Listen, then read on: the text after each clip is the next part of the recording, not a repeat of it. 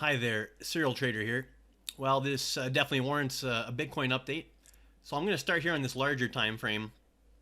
And if you've been following some of my Bitcoin videos for the last little while, you may remember I've been toying with the idea that we had this large degree wave 3 top.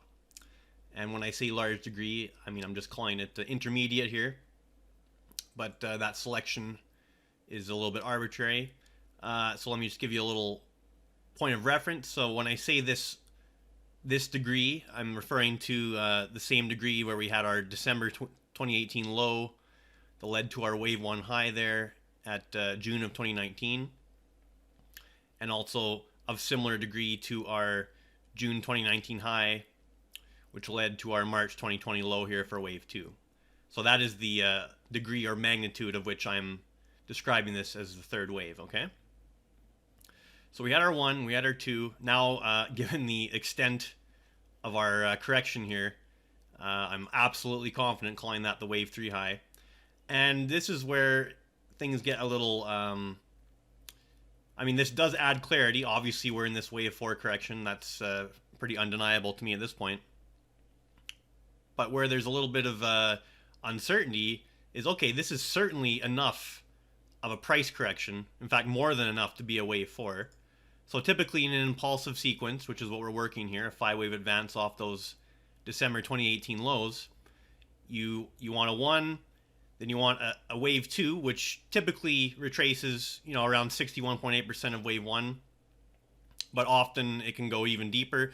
And in this case, we went even beyond the. Let me just grab it here. We went beyond the 786 retracement, and let me just throw the 786 up there. You can see we did spike in March 2020. We spiked below even the 786 retracement, but it wasn't quite a 100% retracement. You see the low that we had to hold was 32.15, and we went as low, at least on Bitfinex, as 4,000. So it certainly challenged that low, but it did hold. So you have a legitimate wave 1 and wave 2. So I'll just get rid of that. Now, obviously, this kind of price action can be considered nothing other than a wave 3. It's almost vertical. It's very aggressive. Has all the characteristics of a third wave in an impulsive advance. So I have no issues calling that the third wave. And then when the third wave completes, you do expect that wave 4 retracement. Now, typically, wave 4 is less severe as far as the price correction, but often more severe as far as the time correction. But this wave 4, while not as severe, at least on a retracement basis, as that wave 2 over here was, it was pretty severe. Let me throw up some retracement levels. And I'll put the 50 and the 382 there. So you can see the most common wave 4 retracement would be a 38.2% retracement. So we blasted past that. That was around 41,592. By the way, that's around the area where I happened to think we were going to find some support. Well, just blasted through that. And the next most common wave 4 retracement level is the 50%, and that's at 34,415. Now we're a little closer to that, but we did here, at least on Bitfinex, we spiked into the 29,000s there. However, briefly, we did still do it. So I'll just delete those retracement levels. Well, first, the next up would be the 618, and that would bring us down into the high 20,000s. Now, I don't anticipate we're getting there. I think given the shorter term action we've seen with all the volume, we probably have the price low in place. So let me just delete these retracement levels. Now, that being said, even though wave 4 is certainly more than sufficient now as far as a price correction, it's pretty short in time compared to wave 2, okay? So for it to be equivalent or just equal to the length of time that wave 2 corrected, that would take us to near the end of the year, December 2021, and possibly if it went beyond the duration of wave 2, which is not uncommon for a wave 4, that would easily take us into February or January, February of 2022. Now, that's not a necessity, it's a guideline. So sometimes when you get such a severe price correction in wave 4, you don't need to correct as much time. But we should still be on guard for, even if the bottom is in, we may not just be heading back to new highs in short order. And I'll go through some scenarios, you know, to allow for what may happen here, given that we only have basically this initial three-wave move down, right? But let me just go to the shorter term chart here for a bit before I get back. Now, I think it was just yesterday, I was making a pretty solid case that we were looking for a bottom right away here. We had a nice pattern development, nice subdivision. But as you can see, we've had this ridiculous extension in wave 5 of C, okay? And a lot of that, so I think it goes beyond panic selling, okay? I think this is just forced liquidations. People that were overly leveraged longs, and basically it gets to a certain price where their account value is too low or starting to go negative, or whatever the threshold may be, depending on their broker and their platform, where they don't have a say in it. Their broker or platform just starts selling them at the market, completely price agnostic, just liquidations, because the broker or the platform that they're using, they don't want to actually have to be on the hook for the money that their, you know, client no longer has. So they just get them out at any price. And if that happens in a large enough amount, and it did happen in a huge amount last night, I think it was, I mean, you can go on crypto Twitter and probably find it out, the exact numbers, but I know it was multiple billions of dollars of forced liquidations. So that gives you that exaggerated, I think, beyond panic selling, just liquidation selling into such a crazy extreme level. And then when that subsides, the market, you know, starts bouncing back and getting back into some more normal ranges. So that's kind of my take on that. This still has a three-wave look, although the C wave is exaggerated. Now, I was looking initially at around that equality relationship, which was around just under 42K. I really thought that was going to be a pretty solid level, and obviously these forced liquidations overnight made sure that wasn't the case. So I definitely did not buy at the ideal levels here, but you know, sometimes that happens. Overall, though, I think that as time moves forward here, especially if we wait long enough, we're going to go a lot higher than even our prior peak here, around 65K. Now, let's see if we can find a relationship. So, okay, in a three-wave zigzag decline, AC equality is the most common. Another less, but still fairly common relationship is the 1618. And you can see that we stabbed just a little bit past that, but roughly a 1618 relationship between A and C. So that is still technical. It's still there. And if I just zoom out here a bit, you can see we basically came right into this prior corrective period. And I don't even think we actually spiked the lows of that corrective zone. And let me just put that horizontal level for the absolute low. You can see we came close, but we didn't even quite touch this this low here of this prior correction, which, let's see, that was in January, and that was at 28,989 here on Bitfinex. Okay. Now, if you look at different exchanges, some of these levels are going to be a little different, but they'll be largely the same, very similar. So that is in line with the depth, the guideline for the depth of a corrective wave, to go back to that prior fourth wave of one lower degree. So that's fine. It's kind of just classical chart support, you know, a prior area of congestion acting as support. That's fine.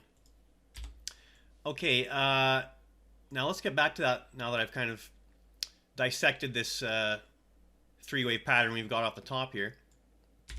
If we go to the weekly again, now it's possible that that is just a simple zigzag wave 4 done, even though it's not very long in time compared to wave 2. It's severe enough in price, and you know, we're just going to start our next impulse wave up here in short order.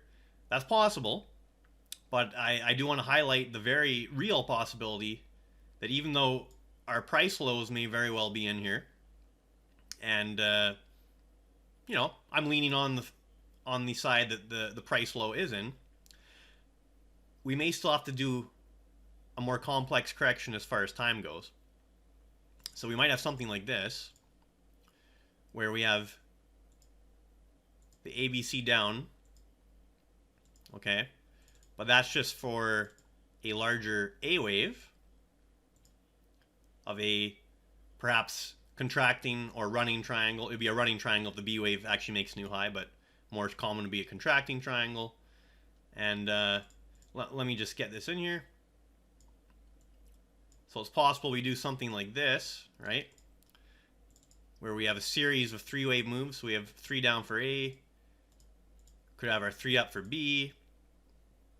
Let me just drop this triangle degree down one there. Could have our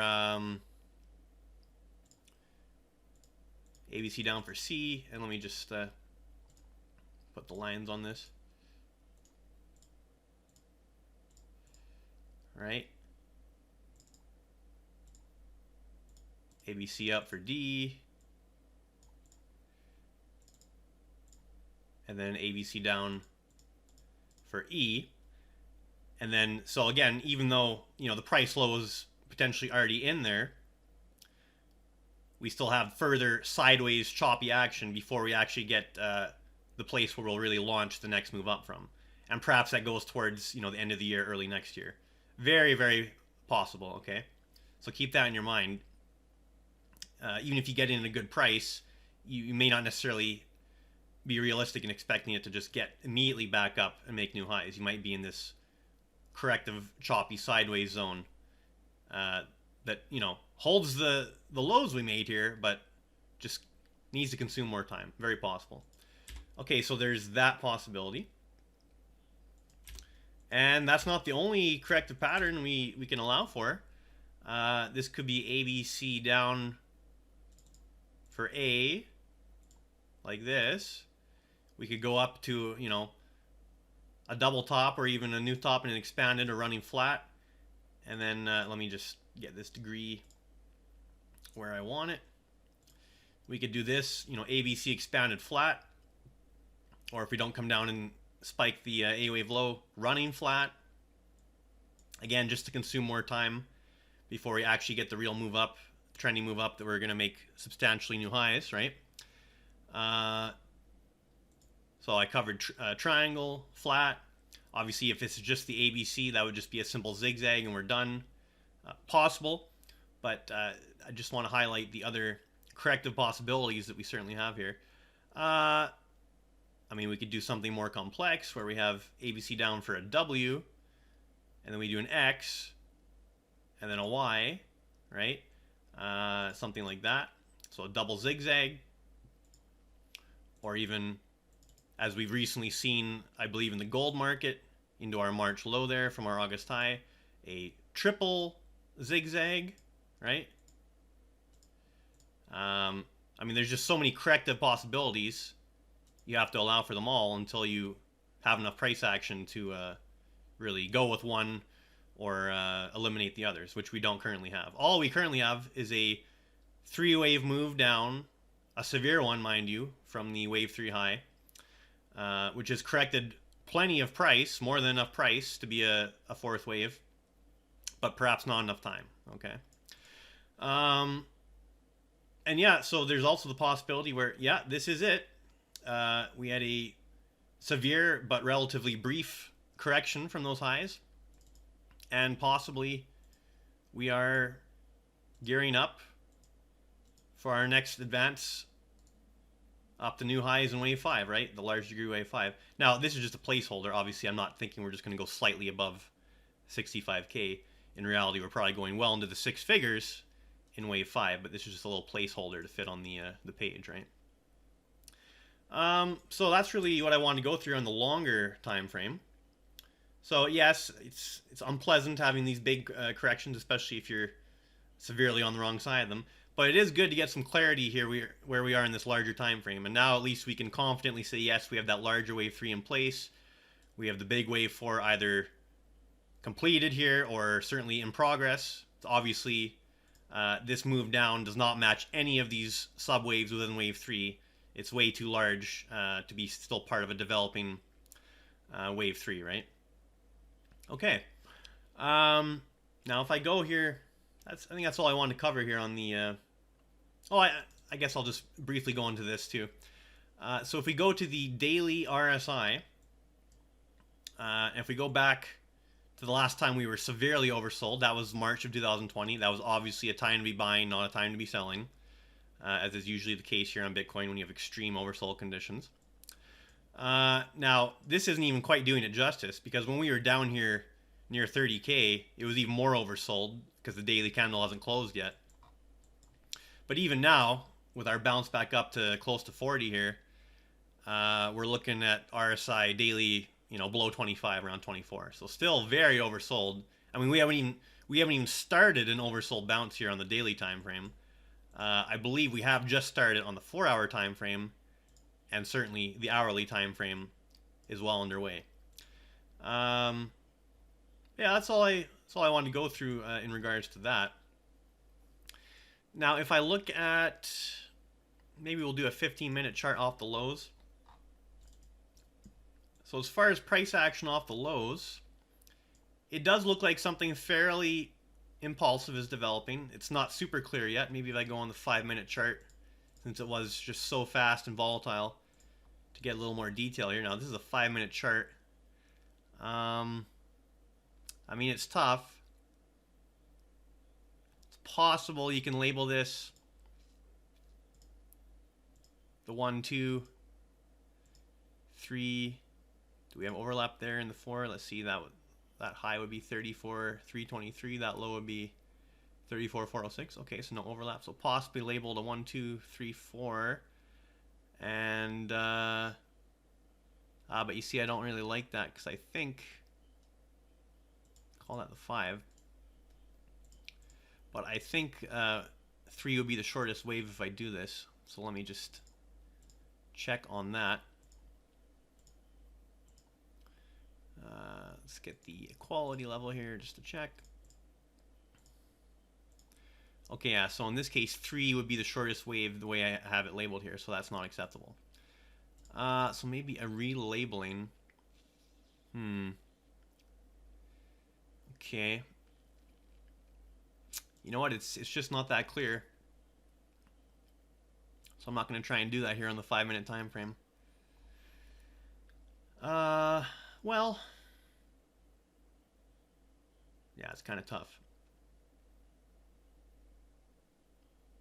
I'm not seeing a clear 5-wave up off the bottom, but that doesn't necessarily mean a whole lot here on the 5-minute chart. Let's look at the 15-minute. No, I really can't see a clear, discernible pattern off the bottom. Obviously, a very, sharp move off the bottom. Now, if I look at, I just want to put the volume on here. That's another thing I want to show. Let's go candlesticks here for a moment. So look at our daily candle. Now, I'm looking at Bitfinex, but I'm sure this is a similar situation on other exchanges. So daily candle so far. Now, the day's not done yet. In fact, there's still plenty of time for this daily candle. But we're currently at 61,000, over 61,000 BTC volume here on the daily candle. Now, that is the highest daily volume, let me guess, since going back to March of 2020. So you certainly have the volume signature that you would be looking for at a major bottom in price, right? Huge amount of positions changing hands. Obviously, all those forced liquidations eventually being met with real buyers, and now some recovery. But yeah, since this is the highest volume daily candle and hasn't closed yet, but it's already the highest volume daily candle since March of 2020, I believe that's a good signature, since that was our wave 2 extreme. Having our wave 4 extreme also have a huge high volume signature, I think that's quite nice. Add some potential confidence that, hey, that level is being severely bought and severely rejected, that 30K area. Okay, anything else I wanted to go through here? Don't think so.